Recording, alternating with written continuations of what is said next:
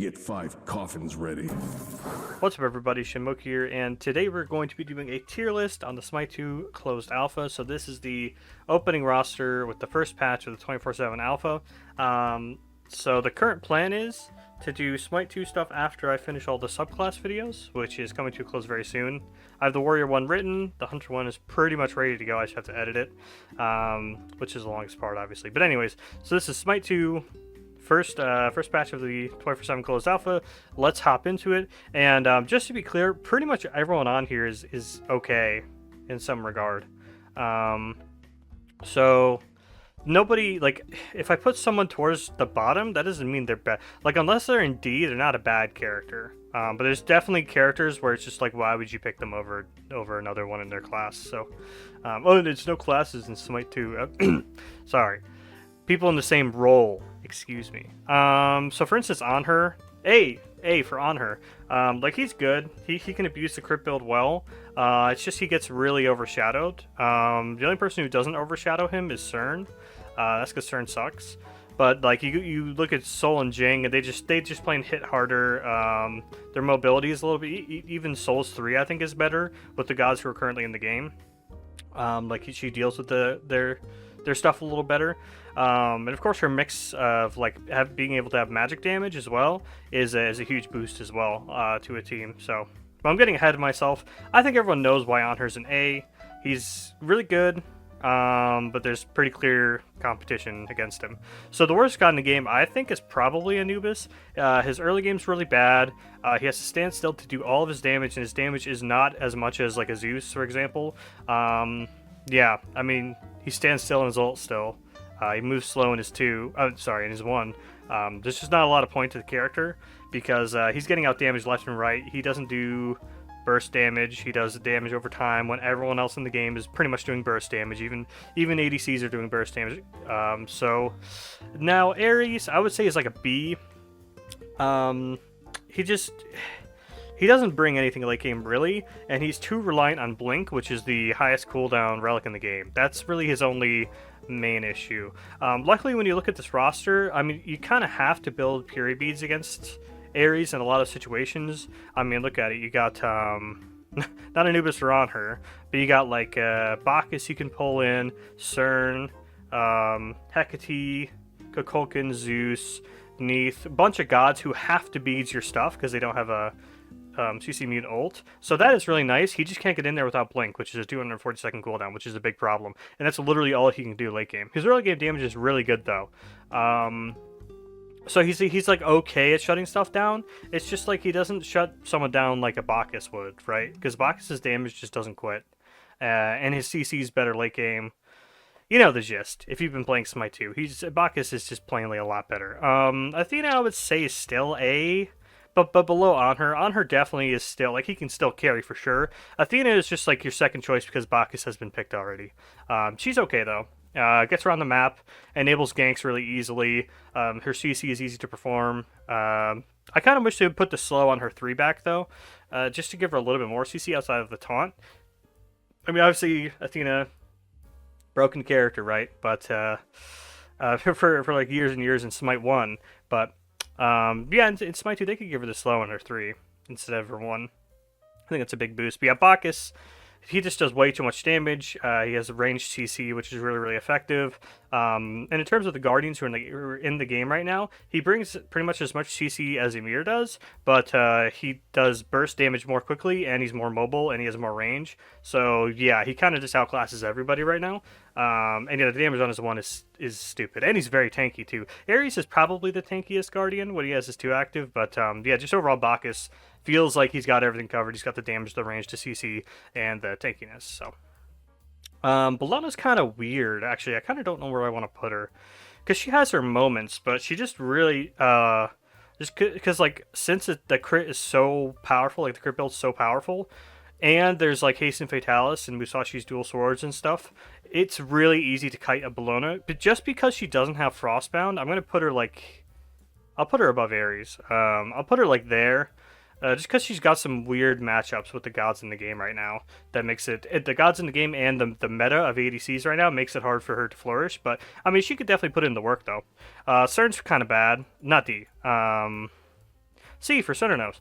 The thing is, he can abuse crit, so he's at least a overall. But compared to the other ADCs, there's no reason to pick him. Absolutely zero reason to pick this guy. Riskier because he has no built-in CC immunity in his kit. His dash is not as good as a leap. Obviously, it's a quick dash, does a lot of damage, but I mean, it's not an on her leap, it's not a soul 3, it's not a Jingwei 3, it's not a Neath backflip with all the new tech they put underneath backflip now.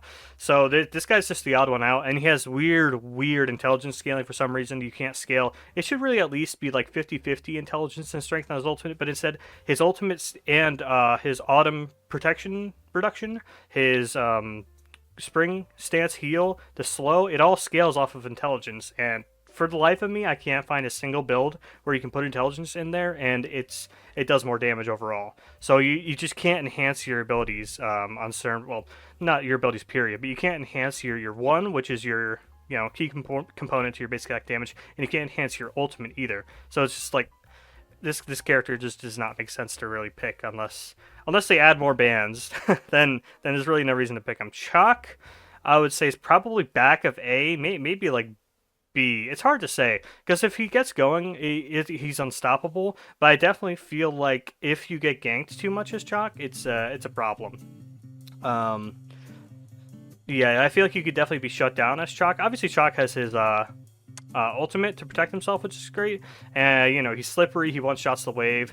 He has a lot more sustain in Smite too, which is great as well. But yeah, I think just overall, he can get shut down and it can feel pretty bad because you need to go some intelligence because the character himself is kind of like whatever. You need to get your damage up there as well. So you need to get your intelligence online and really get in there. And he typically needs blink as well. It doesn't necessarily need blink, but it helps to have blink as well, which obviously is a bit of a downside like with Ares. Fenrir, he just chases really well, and he can box ADCs for a majority of the game still, so those are some big positives. And his ultimate, just like Ares' ultimate, except he doesn't need to blink in every single time, is a really good answer to a lot of the characters in the game, so I put him like there. But yeah, obviously, if he gets shut down, if he keeps getting invaded, if he can't just like face roll all over people, he can feel really bad. And obviously, he gets blown up late game. You have to pick up the ADC, or the ADC just kills you while you're in your ult. Period. End of story. And that can be a big problem. Hades is great. I would say he's the best soul laner in my opinion. I'm surprised we don't see more of Hades because he's so easy in the soul lane. He's so easy to just one-shot waves with over and over again. And the tech with like Staff of Mirrodin as well, basically giving you triple dash because you can dash out of your ultimate still. So I think there's a lot of great things going for Hades. His damage is not that great, actually, but like when you look at Odin and Chalk, Hades does do more, and he has more self-sustain as well. So, yeah, Hades, really good. So easy, too. I think it's a really good thing about him.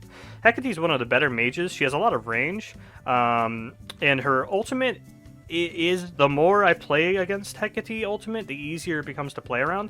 But regardless, it's still a great ability. And her 2, for some reason, always just does 500 to 600 damage. No matter what stage of the game you're at, it'll hit you for like 400. I don't know why. They could probably stand to make the AoE on the 2 look a little more clear, but regardless, yeah, she has a ton of range, really good burst damage. She's actually quite hard to catch because of the mix of her ultimate, just the sheer damage of her 2, and her 3. Yeah, it can make her actually quite tricky to go into. So, yeah, I think she's a really solid mid laner overall. Cuckoo, not so much, not as bad as Anubis.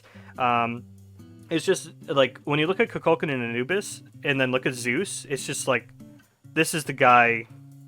This is his, oh my god. This is her boyfriend, right here. Right here. And then, like, this is the competition. Like, this guy's the Chad. Like, there's no reason to pick Kukulkan and Anubis. Like Kukulkan does have a little bit more range, for sure. But that's about it. Zeus's damage is way higher. They're both, like, fairly easy to catch with the assassins in the game, other than Thana, who we will get to. So, like, no matter what, if you pick one of these 3 mages, you're gonna get caught. But, like, Zeus has the best retaliation by a country mile. And I think his stun has been absolutely insane thus far. So Loki's kind of tricky. I would put him, like, literally right with Fenrir. They kind of do the exact same thing, but just at different parts of the game. Fenrir just face rolls all of the, early and mid game, and then mid to late game, Loki just face rolls and obliterates somebody's face. It does really suck if you get into someone who has purification beads, because if you can't use your ultimate's stun to get a little bit more damage in there, an ADC is just going to wipe you off the face of the planet, or a Zeus is going to wipe you off the face of the planet. Exactly what I was just touching on. So I'd say Loki's a little bit worse in that regard, because if you really get put down there, like say Zeus is level 20, you're level like 17, 18, he's gonna just obliterate you. Even if you get your stun on him, he could probably still kill you before you kill him. But there is that nice, like, if it goes hyper late game, you will actually burst hard enough with like your Hydra's basic attacks, Transcendence and stuff like that, all leading to you being able to like pop people pretty easily. Mordred is a kind of confuzzling. I would put him more in the solo lane, because when you play Mordred jungle, Mordred jungle would be like tier for me, because you really need someone in the mid lane who can set up for you, like a Morgan Neath, a Hecate who has her mesmerize, like stuff like that. You really need other people to set up for you, which like Fenrir just covers so much ground, he doesn't need people to set up for him. Loki has his ultimate to catch people, and it has a slow. Mordred doesn't really have any of that, so in the jungle I don't like him too much, but in this solo lane I would say Mordred solo. I would say honestly he's probably better than Chalk and Odin. And Hecate's better than them. I would say he's like there. Yeah, because he's just like, he's plainly better than Chalk and Odin. He has better rotations than them too. He's not reliant on Blink at all. As I mentioned, he doesn't have a lot of CC, which kind of sucks, but he doesn't have like a straight up team fight thing. Well, he does have his ult, but he doesn't have like an Odin cage or a Chalk ultimate to really break a team fight. But regardless, his damage is really high. He's really annoying to deal with. He has a lot of self-sustain.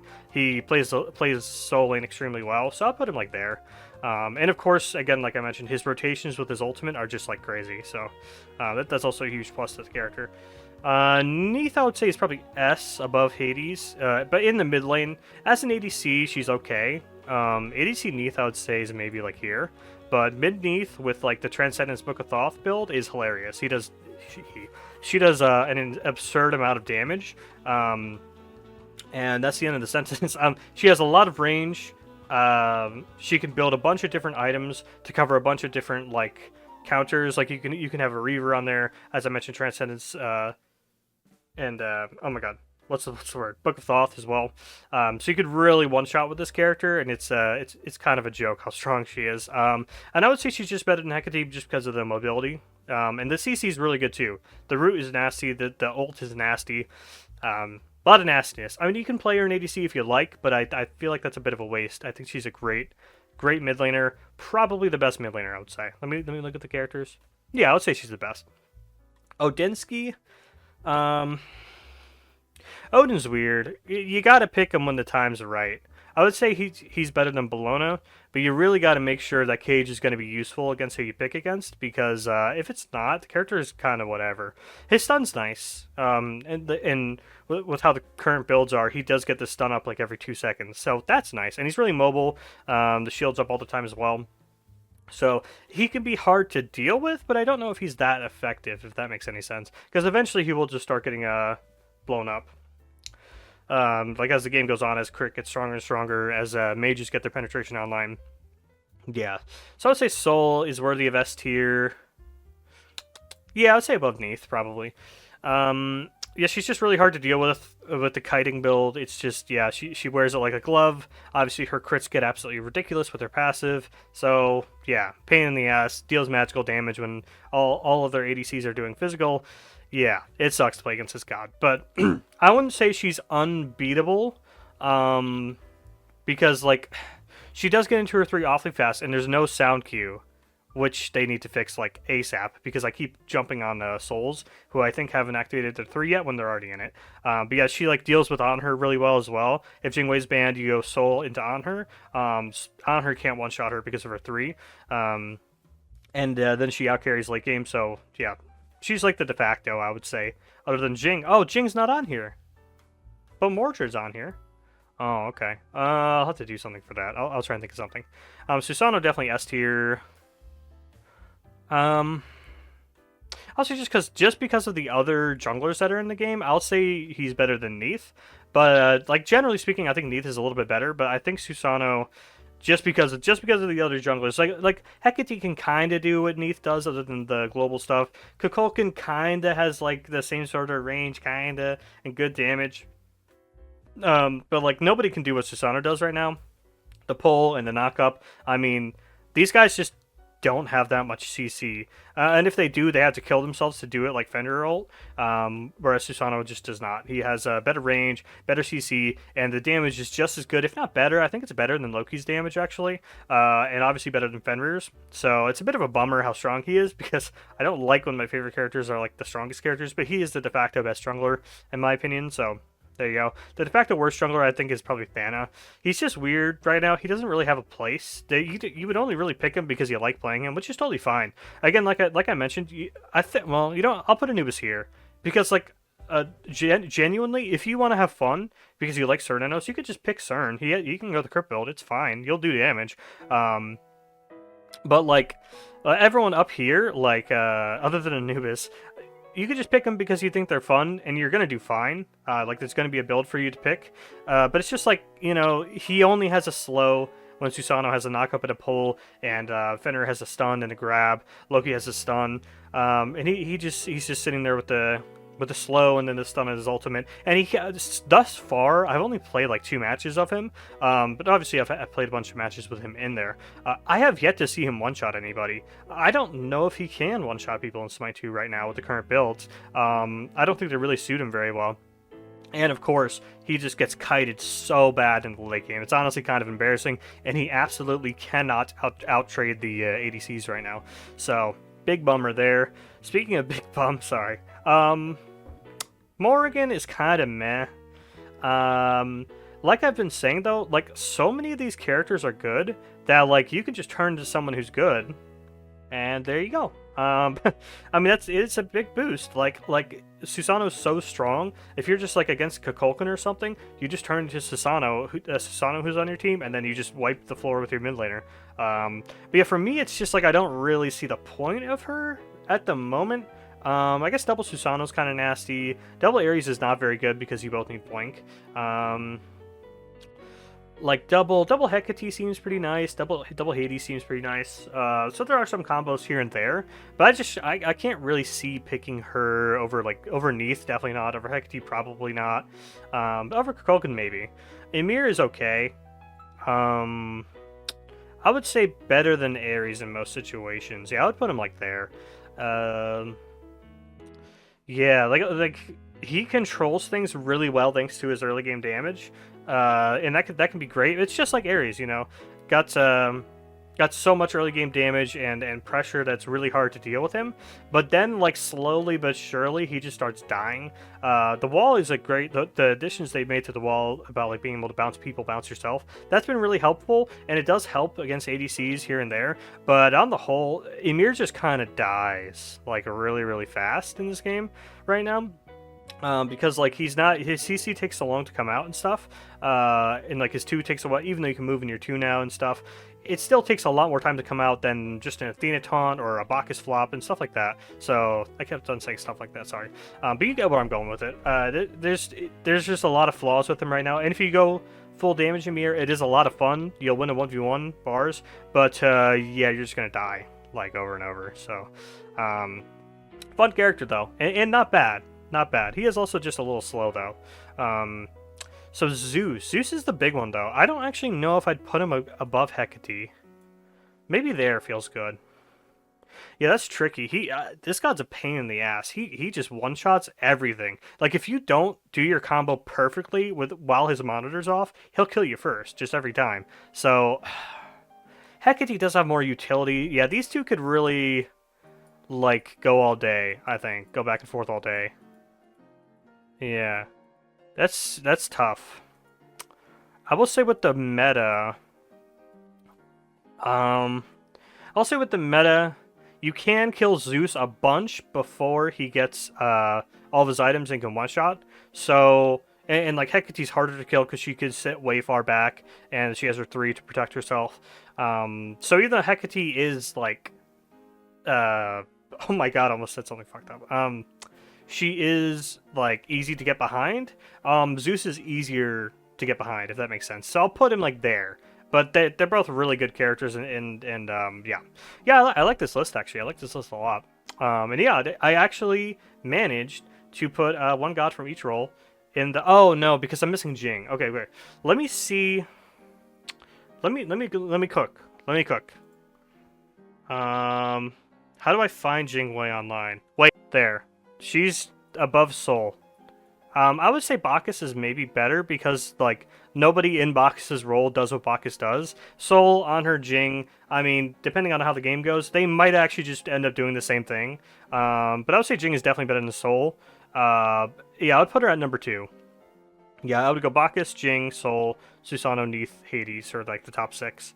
I mean, Hades you could really put it into A if you really wanted to.